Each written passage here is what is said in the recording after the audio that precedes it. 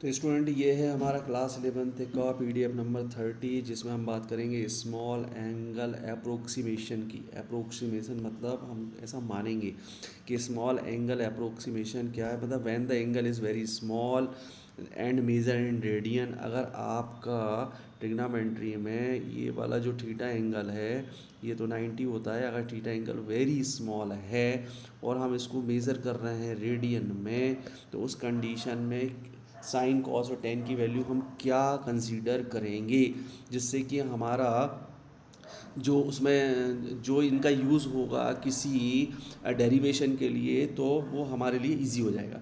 तो जैसे फिजिक्स में कई बार एंगल बहुत छोटे होते हैं, ऐसे केसेस में ट्रिग्नोमेट्री फंक्शन को सिंपल फॉर्म में लिखा जाता है। इस प्रोसेस को स्मॉल एंगल अप्रोक्सीमेशन कहते हैं। कंडीशन क्या है, एंगल मस्ट भी बहुत स्मॉल होना चाहिए और मेजर्ड इन रेडियन होना चाहिए। फॉर वेरी स्मॉल एंगल अगर थीटा है तो sine theta is equal to theta होगा, tan theta is equal to theta होगा और cos theta is equal to 1 होगा। जैसे मान लो अगर ये थीटा बहुत स्मॉल है, वेरी स्मॉल, तो साइन थीटा की वैल्यू थीटा के बराबर होगी, कॉस थीटा की वैल्यू 1 के बराबर होगी, टेन थीटा की वैल्यू थीटा के बराबर होगी। जैसे उसके बाद more useful relation, 1 - cos theta, अगर थीटा बहुत छोटा है तो 1 - cos theta is equal to theta square by 2 लिख देंगे हम, theta square by 2। Sine theta upon tan theta is equal to हम 1 लिख देंगे, tan theta upon sine theta is equal to हम 1 लिख देंगे। These approximation are valid only when angle is measured in radian, मतलब रेडियन में होना चाहिए, डिग्री में नहीं। उसके बाद में जैसे मान लो थीटा इज इक्वल टू 0.1 है, तो sine theta is equal to हो जाएगा थीटा। इसका मतलब हो गया कि साइन थीटा की वैल्यू भी 0.1 होगी। उसी तरीके से टेन थीटा की वैल्यू भी 0.1 होगी अगर थीटा 0.1 मतलब बहुत स्मॉल है, और कॉस थीटा की वैल्यू 1 होगी। तो इस तरीके से ये आपको दिया हुआ है, जैसे 0.9 दिया हुआ है, सॉरी साइन 0.1, तो हम ये दिखा देते साइन 0.1 की वैल्यू एक्चुअल में होती है 0.0998। अब ये ज़ीरो के बाद देखो 9 है, तो ज़ीरो के बाद 9 है तो इसका मतलब 5 से बड़ा है, तो राउंड आप करेंगे तो हो जाएगा 0.1। तो 0.998 और 0.1 अप्रोक्सीमेटली बराबर हैं, इसलिए थीटा की वैल्यू वही जो होगी वही साइन थीटा की वैल्यू होगी। Both values are nearly equal.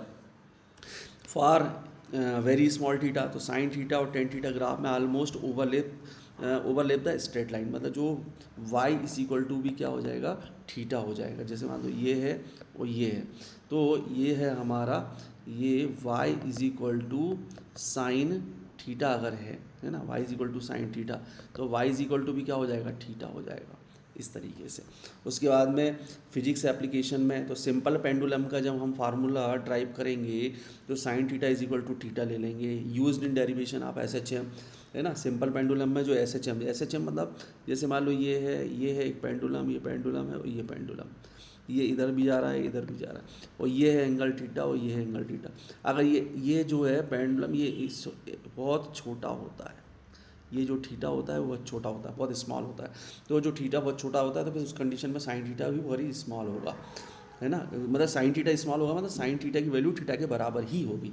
Used in restoring force calculation, मतलब ऑसिलेशन में यूज्ड रिस्टोरिंग फोर्स का मतलब हो गया कि देखो ये इधर जाता है और उसके बाद में वापस इस तरफ आता है, तो इसको बोलते हैं रिस्टोरिंग फोर्स, मतलब ये फोर्स वापस इस तरफ लगता है, इसको बोलते हैं। जैसे मान लो ये यहाँ पे पहुँच गया और फिर उसके बाद में ऑसिलेशन फिर वापस ये फोर्स इस तरफ लग रहा है, इसको बोलते हैं रिस्टोरिंग फोर्स, और ये यहाँ आना चाहता है, यहाँ भी से ये यहाँ आना चाहता है, इसका मतलब इसको बोलते हैं रिस्टोरिंग फोर्स। तो जब रिस्टोरिंग फोर्स का कैलकुलेशन करते हैं तब भी हम थीटा बहुत वेरी स्मॉल होता है और वहाँ पर sine theta is equal to theta लेते हैं। यूज्ड इन मैथमेटिकल सिंप्लीफिकेशन, है ना, वेव मोशन में भी आ जाएगा यूज्ड इन मैथमेटिकल सिंप्लीफिकेशन, मतलब यहाँ पर ऑसिलेशन में, मतलब SHM में भी, सिंपल पेंडुलम में भी, है ना, used in derivation of SHM, used in derivation of oscillation, used derivation of wave motion, used derivation of ray optics, वहाँ पर स्मॉल थीटा होता है, इसलिए वहाँ पर थीटा इज इक्वल टू हम जो थीटा की वैल्यू होती है उसी को हम साइन थीटा की वैल्यू मान लेते हैं। तो sine theta is equal to tan theta is equal to theta. तो angle must be very small, angle must be in radian, sine theta is equal to theta, tan theta is equal to theta, cos theta is equal to one. अगर theta बहुत छोटा है तो cos theta की value one होगी, theta यदि बहुत छोटा है तो साइन थीटा की वैल्यू थीटा के बराबर होगी, टेन थीटा यदि बहुत छोटा है तो टेन थीटा की वैल्यू भी थीटा के बराबर होगी। तो what is the small angle approximation? तो simplification of trigonometric function for very small angle. Write the approximation for sine theta, तो sine theta is equal to theta के बराबर होगा। Write the approximation tan theta, tan theta theta के बराबर होगा, tan theta theta के बराबर होगा, है ना। बार बार मैं क्या बोल रहा हूँ, कॉस थीटा थीटा के बराबर नहीं होगा, वन के बराबर होगा यदि थीटा बहुत स्मॉल है तो, एंगल बहुत स्मॉल है तो। In which unit should theta be measured? तो रेडियन।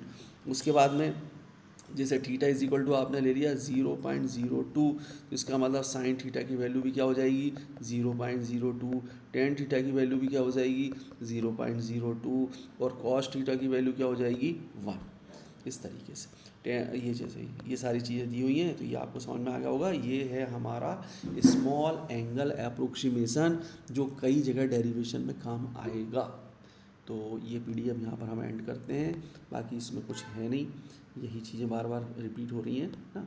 तो इसको बस ये तीन चीज़ें याद रखनी है आप। Thank you student.